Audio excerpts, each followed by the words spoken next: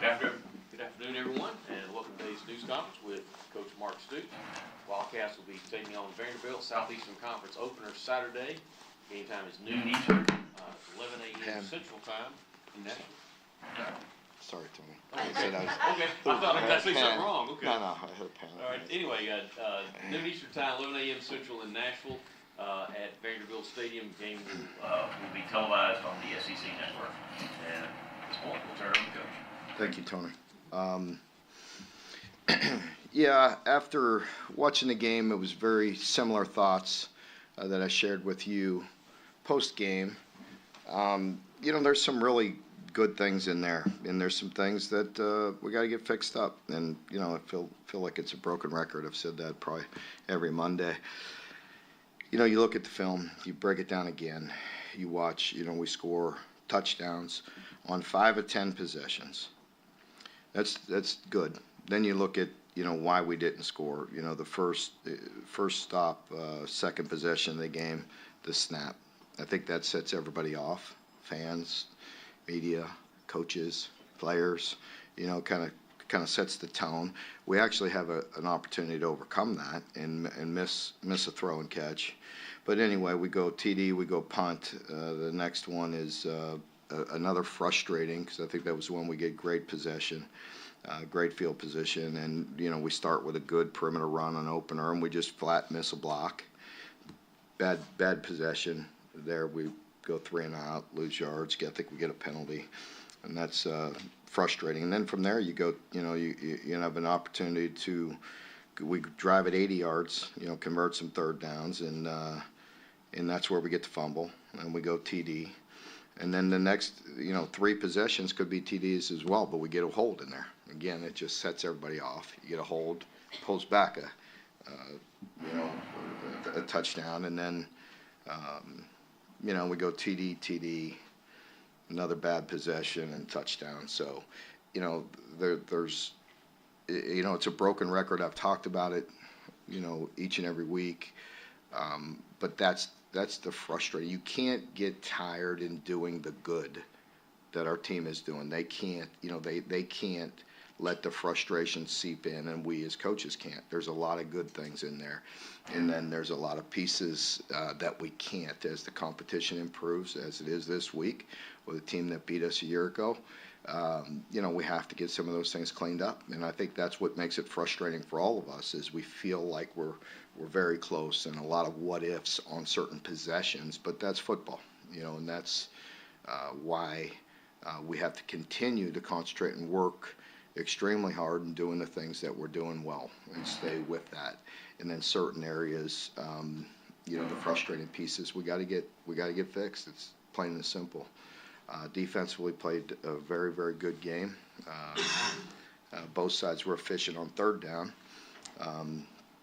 and played a good complete game. The same with special teams.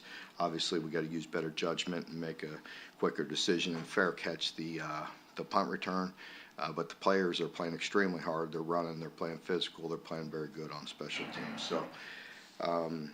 With that being said, I think our players, if they continue to take the approach and worrying about ourselves and improving this week, then you'll see some more growth and trying to play cleaner in certain aspects.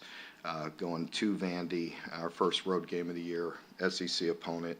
They are coming off a extremely tough loss. They're sitting there at 2-2.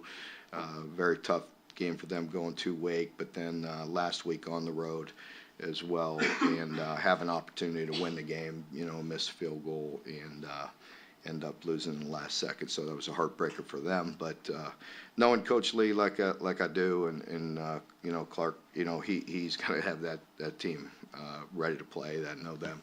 They you know, I saw it a year ago. I said it in the press conference on Monday a year ago. Told our team. I watched them.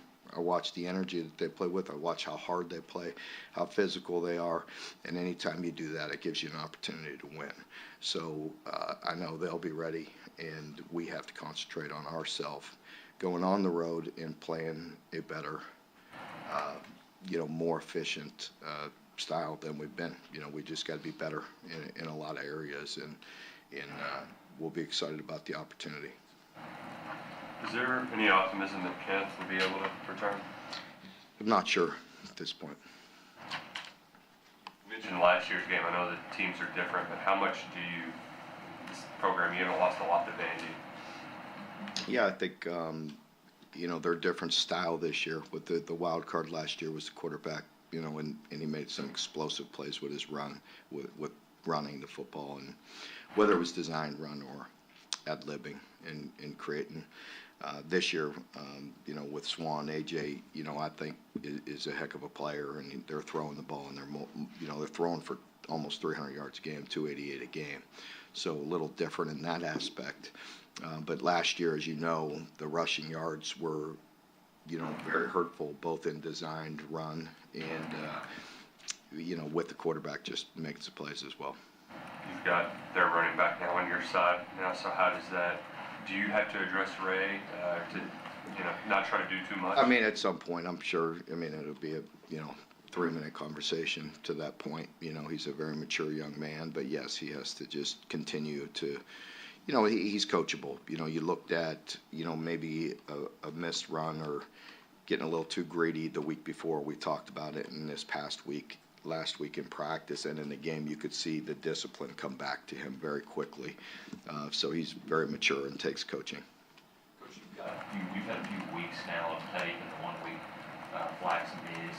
How are both of those guys doing at that right tackle position? What's some good, some stuff you can see out of both? Well, I think, you know, we need to, you know, continue to, you know, work better at that position and cohesively with the line at handling movement. You know, I think we were, you know, off balance there a little bit and at that position, and you know, can play better. You know, we just got to continue to evaluate it, play both guys.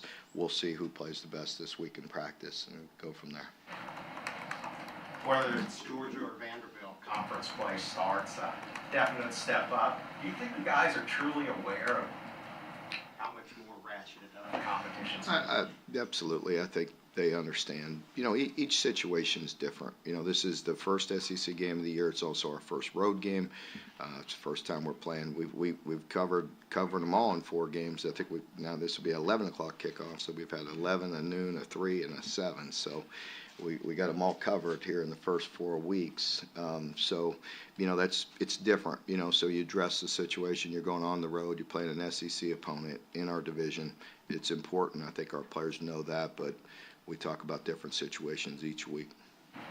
What are the attributes of a good road team? Do you think this team has a chance to be a good We'll see. You know, we'll see. I haven't had the opportunity to go on the road yet, so we'll see how we handle it. You know, we generally have, but we got to get back to, you know, being a physical football team. I know that, you know, and we have to handle some movement better and not have so many runs that go for 0 yards or 1 yard or negative yardage, you know, and listen, and at times this past week again, you know, we really did that. I mean, you know, you're sitting there at 49 plays, 50 plays at, you know, 450 yards. It's not like we were completely inept. We just have to be more efficient, like you're talking about, as the competition improves, and we just want to concentrate on ourselves. We want to get better. The players have shown some visible frustrations, but it also looks like they're having a lot of fun. They're feeling good at 3-0. Are they as frustrated with their play as you guys are? Well, you know, I think they don't need to be frustrated. They need to be critical of themselves and handle things like a pro and look at all the things and why are we having success. You can't grow weary in that success. You have to continue to stay diligent in your preparation, and then areas where individually they're falling short, we got to handle it in a professional manner and take the coaching and work at it and get better. More than 3 games under your belt now. What do you know about this team's personality and demeanor that you didn't know before the season started?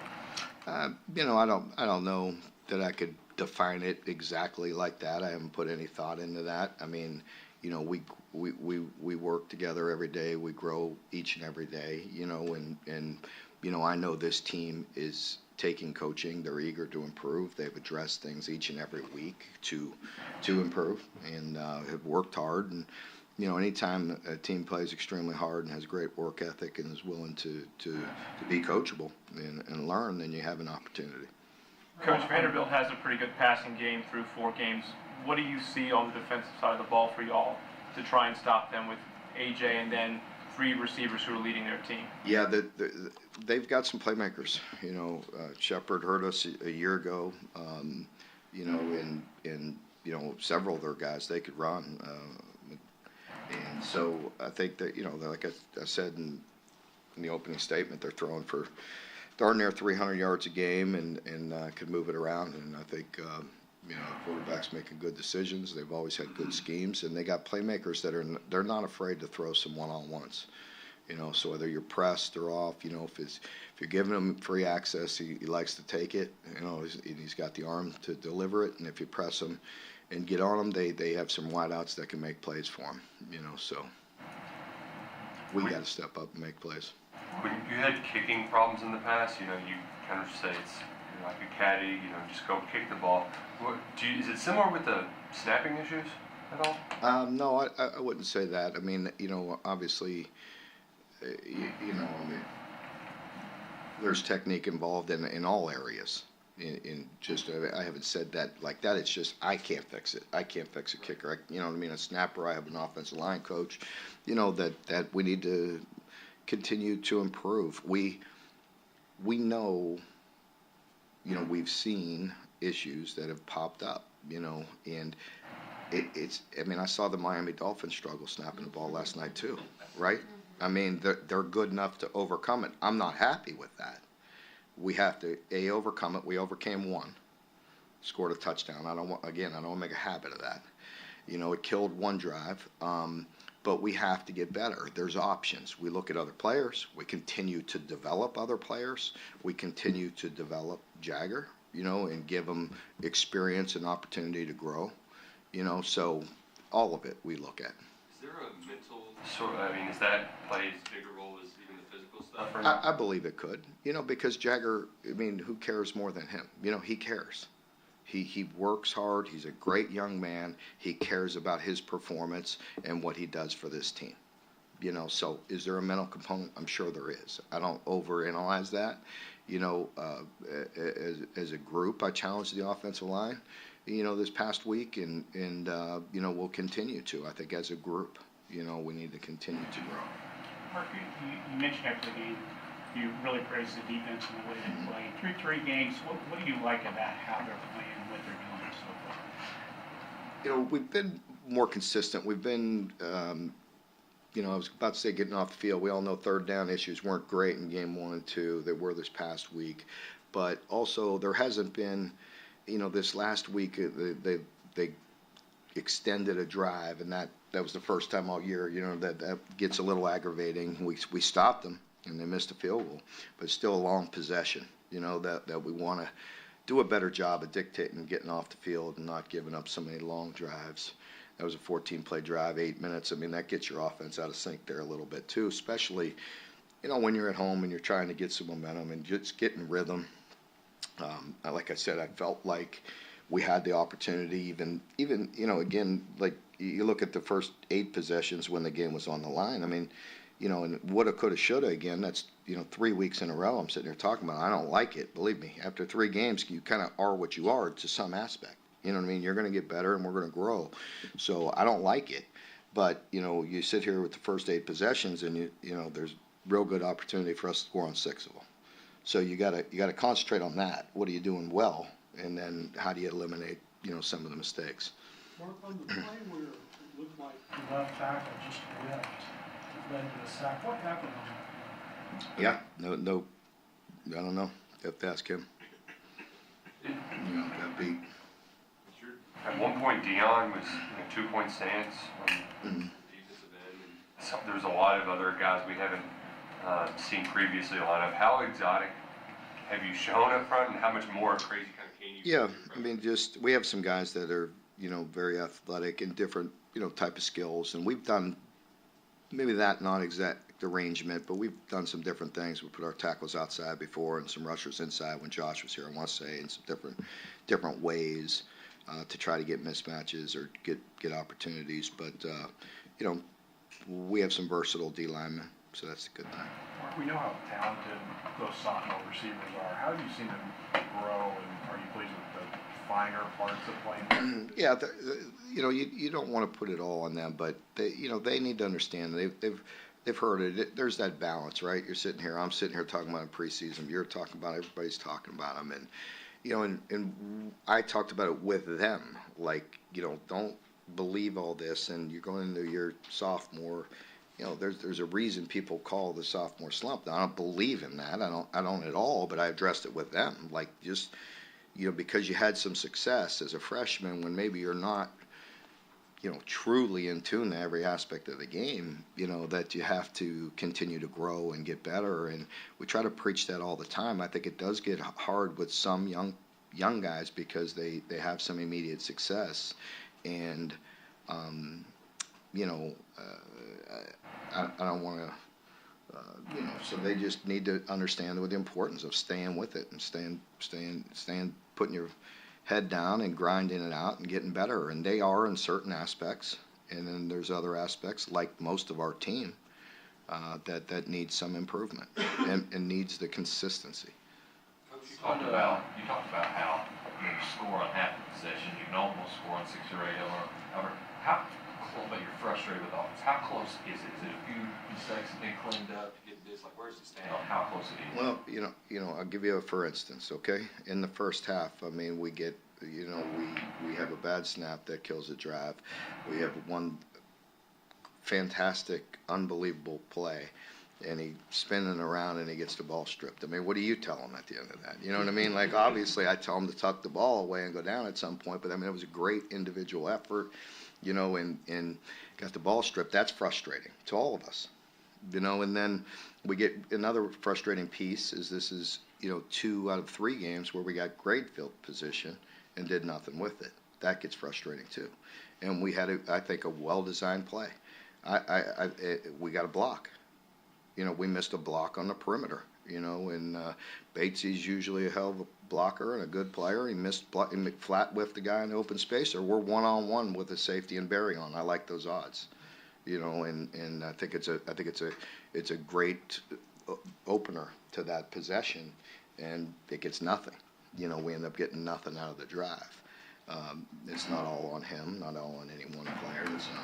It's a bad possession. We all can take responsibility for that, with the play calling and the execution and you name it. Mark, it's hard to recall a stretch of games like this where you've won handily most of the time, yet made mistakes. How do you as a coaching staff walk that line? How do you balance being positive and yet trying to make sure that your players know what's going on? Well, I think that's just it. I mean, it is a fine line because you really have a tendency as a coach to really hang on to the stuff that's pissing you off, and so that is going to be there, and we need to get it fixed. And so, but you have to again look at the positive side. Even myself, you know what I mean, and before this press conference, I ran through it the 3rd time to make sure I was on point with, you know what I mean, like, with just the good and the bad in there. And, again, you can't grow weary or tired of doing the right, of doing the good things. And that's hard, it's challenging, it's monotonous. And we have to do that, but certain areas after 3 games, you want to get corrected, just like fans and everybody else. I get it. And so do we. I think most people, if you'd told me before we teed off that you're going to win 35-3, I think you'd take it. But we all know there's more out there. We all know we could play better. And nobody knows more than the people in that building. All right, that kind of leads into what I was going to ask you. You can preach and say all that you want, but do you have a couple of guys who have or need to stand up?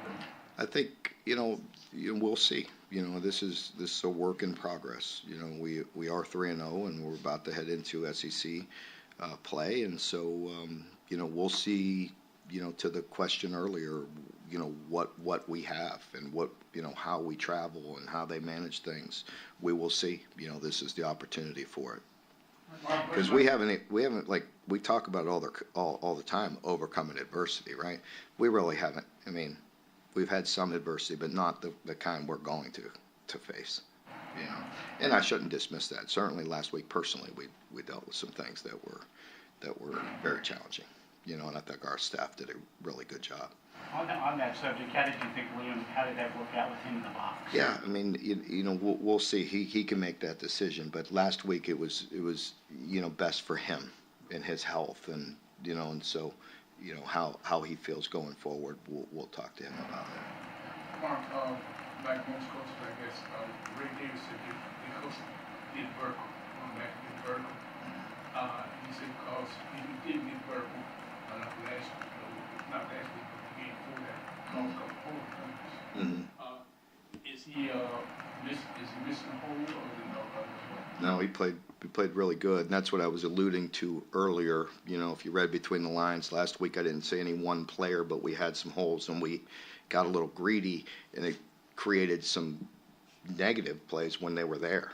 And I think for him, he's very mature and very coachable, and has great vision, most of the time. And so, with him, we pointed that out in game 2, and he's an easy fix. He's one of those guys that kind of fixes himself. He takes great pride in doing things in the details right. And so, and he really generally has great vision anyway. I mean, heck, I watched our defensive side enough already this week too from last year's game, and that he really had some great patience and some really good runs. Mark, it looked like Maxwell, Andrew, and even JQ probably played their best so far. Yeah. What have you seen of that everyone's progress so far? Yeah, they're playing better. Certainly Maxwell did. I think he not only made some great open field tackles that one of you pointed out after the game, but he did, and then he made quick tackles, decisive, and he also had some critical coverage on some third downs. So, he played well, and Andrew's been solid. And it's been nice to see JQ, get some reps and have great vision on a couple of those, and it's going to help us moving forward. How did you Jordan Robinson fare in his first game? Yeah, I mean, it was good just to get his feet wet a little bit and get him out there and get him playing. For JQ too, he had a couple, I think, bad reps on tape the first few weeks. What was it like to see him respond, kind of like how Dingle did after fumbling? Yeah, I think it's with that with some guys in certain positions, reps help. They really do. I mean, game reps really help, and it's just different. And you say, just different plays and the way people attack each week. It just that experience matters, and certainly more so with certain people than others. Is there an additional challenge to the earliest game of the day? Are you a guy who likes to get them over with? I mean, there's a challenge. It is what it is. Like I said, I mean, I don't. Who cares what I think? You know what I mean? Like, I mean, I got to get them ready no matter what the situation. We've tried many different things. We've gone over this through the years. I mean, when we played on the road and played at 11 o'clock and our approach, and I did that years ago when we, played in, I think it was at Missouri at 11, and just the way we get them up, get them rolling, get the music going, and just, I want high energy early in the morning, got to wake them up, get them rolling, and so, that's always been our approach for, 10 years or so, with the early kicks.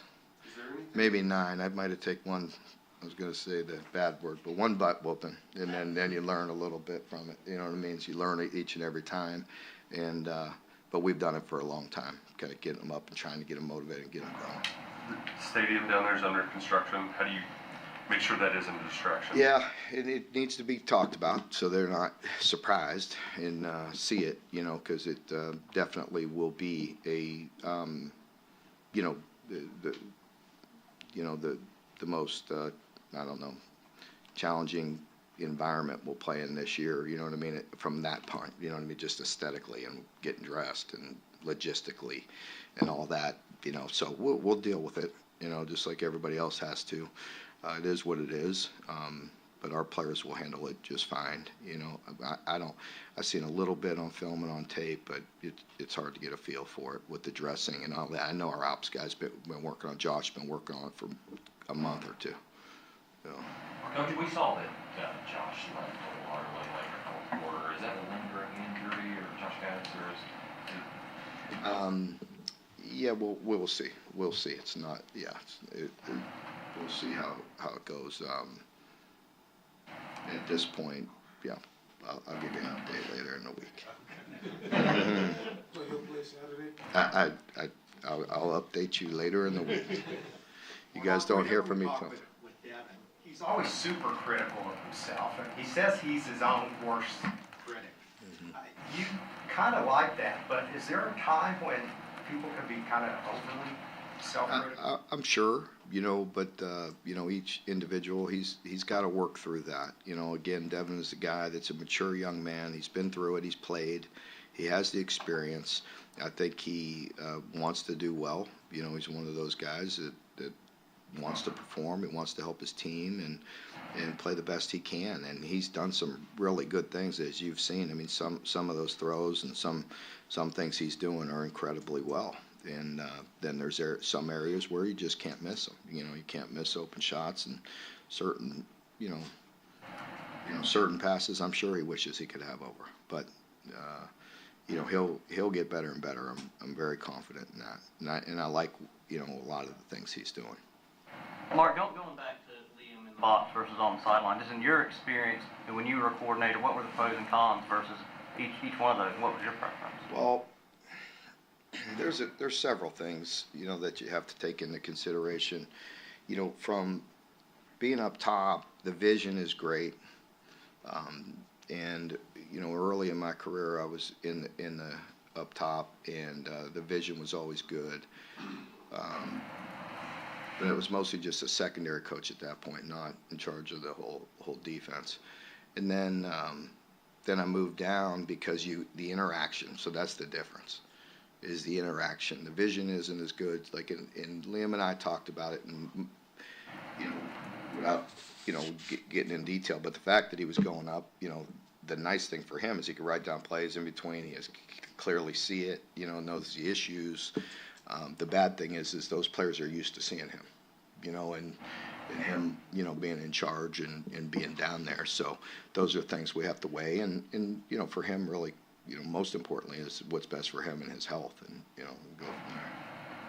Mark, you've been a defensive coach. We think of you still as a defensive coach, but in your 12 years here, you've had a bunch of offensive coordinators, different styles. Liam's going through a second time.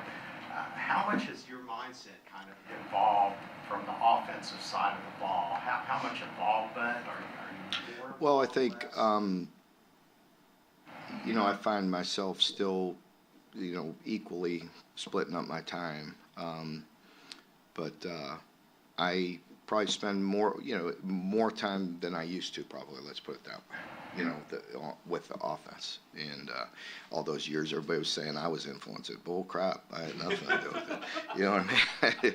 So I've probably been more involved lately, just from a standpoint of making sure we're getting things fixed, making sure. Because on the defensive side, I mean, you obviously after 11 years of being a head coach, you better have a pretty good feel for all areas. But for defense, it was always my expertise. I mean, of course, I know, it doesn't take me long to see what's going on film and what's right and what's wrong. The difference is Brad has been with me for so long that I have such great confidence. I could easily talk about this, and this, and he's already on it. And sometimes, you could do it one way or another, and let's talk through exactly how we're going to do that and how we're communicating that to the players. But and I have the same confidence in Liam, but I just also want to help, and lean on guys when they need leaned on, or encourage when they need to encourage. And I'm talking individually and through the offense, and just help where needed, and improve our team. But I have great confidence in all of our coordinators, but I also want to support and help anywhere we can. Thanks, folks. Appreciate it. Yep. Thank you for your time. Thank you. We'll see you tomorrow.